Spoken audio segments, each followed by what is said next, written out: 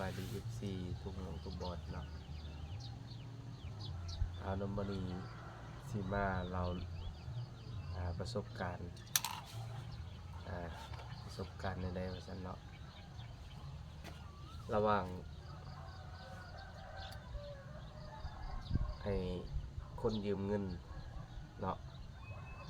กับแก๊งคอลเซ็นเตอร์หลอกเนาะ2เรื่องว่าเรื่องตัวใดควรพิจารณาว่ามันความเหี้ยๆเนี่ยมัน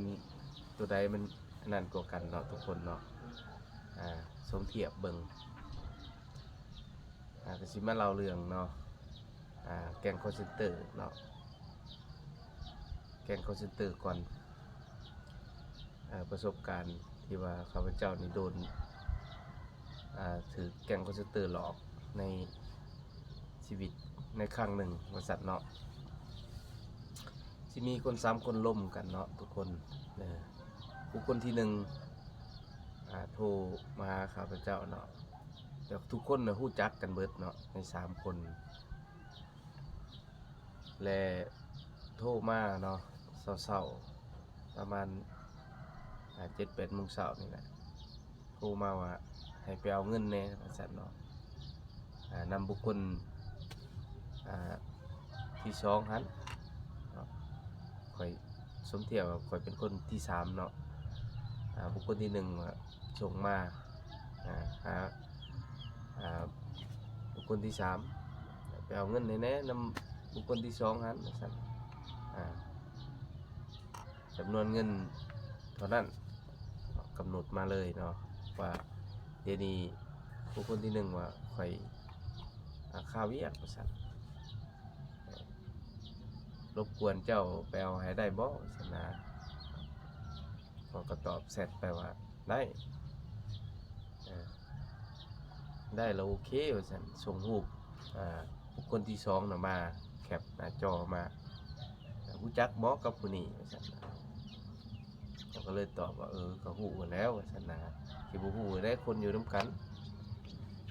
คันซั่นเลยเจ้าไปเอาให้แน่ว่าซั่นจำนวนเงิน10 ล้าน10 ล้านกีบเนาะก็ไปแล้วบัดนี้เป็นว่าเสียเงินค่าไปนั่น1,000 บาทเนาะไปเลยทันนี้คือว่าระยะน่ะมันเอาเงิน1,000 บาทน่ะมาล่อใจเนาะแต่ว่าคำนวณเบิ่งแล้วเนาะหลังจากค่อยไปแล้วก็ไปนับเบิ่งนับเงินบุคคลที่2น่ะก็ถ่ายให้บุคคลที่1ถ่ายรูปก็นับเงินส่งไปให้โอ้ไปแลกเป็นเงินกีบให้ข่อยว่าซั่นนะไปแลกเป็นเงินกีบมาข่อยเด้อว่าซั่นนะโอเคก็นับเงินให้เพิ่นว่าอย่างน้อยข่อยจะส่ง QR ให้จะโอนเข้าบัญชีนี้ก็ตอบว่าโอเคอย่างน้อยข่อยก็ไปหาแลกเปลี่ยนข่อยโอนให้ก็ตอบว่ามาฮอดหาแลกเปลี่ยนปึ๊บเพิ่นก็อันนั้นแล้วเขาก็แชทไปเขาฮอดหาแลกเปลี่ยนแล้วส่งปลิดเข้ามาเพียงแต่2-3 วิก็ยังสิ่งที่บ่คาดคิดเขาก็แคปหน้าจอQR นะแคปหน้าจอโทรศัพท์บ่ทันเนาะทุกคนก็ลึบ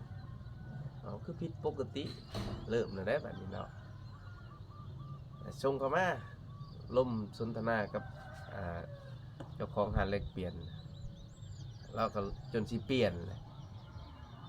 ก็เลยว่าหยุดก่อนว่าซั่นนะก็ตอบเขาเจ้าว่าหยุดก่อนบอกเขาเจ้าระยะที่ว่าหยุดนั่นแหละเนาะที่เฮ็ดให้ข่อยบ่ได้เสียเงินเนาะทุกคนก็เลยโทรหาบุคคลที่1ได้เจ้าเป็นหยังคือบ่ส่ง QR มาให้ข่อยซั่นนะโอ้ยส่งได้ใดว่าซั่นเนาะบุคคล คนที่หนึ่งตอบไป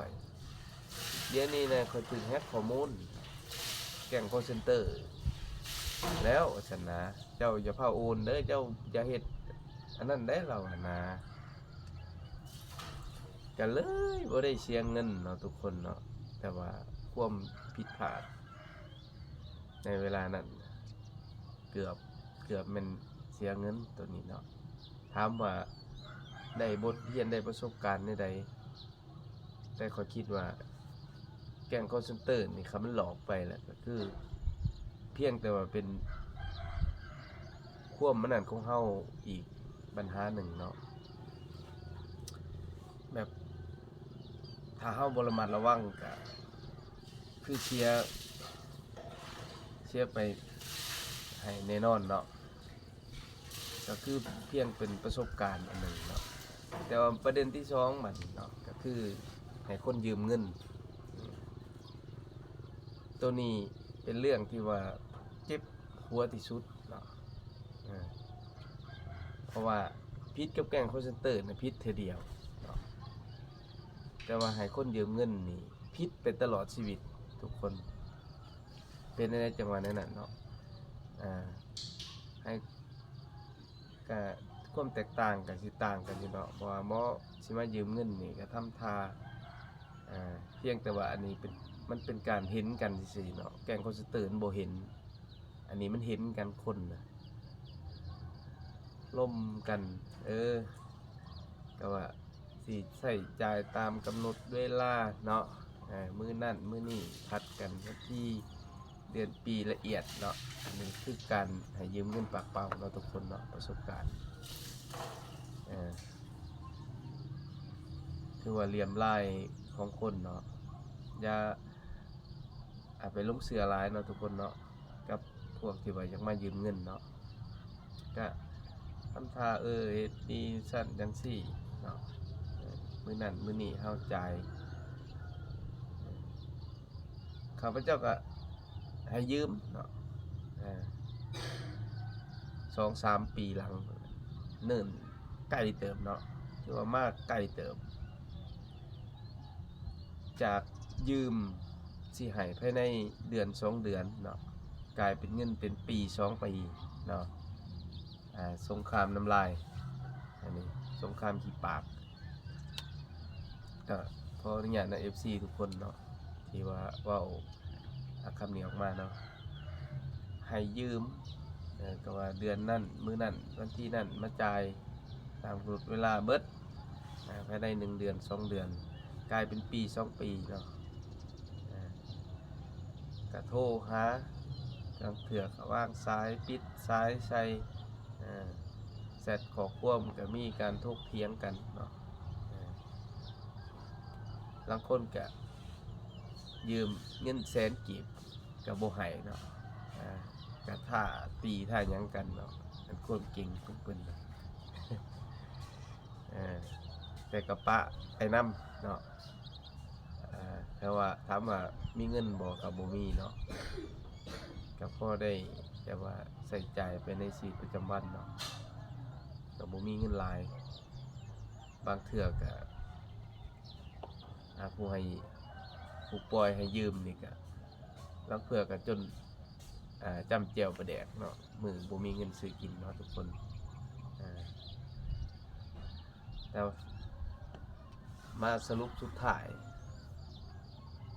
ก็เรื่องเจ็บหัวนี่ก็เรื่องให้คนยืมเงินนี่เจ็บหัวกว่าแก๊ง call center อันนี้เนาะ FC ว่าจังไดเนาะFC ว่าจังไดถ้าว่านั่นก็คอมเมนต์มาบอกเด้อว่าเรื่องใดมันเจ็บแสบที่สุดเนาะฝาก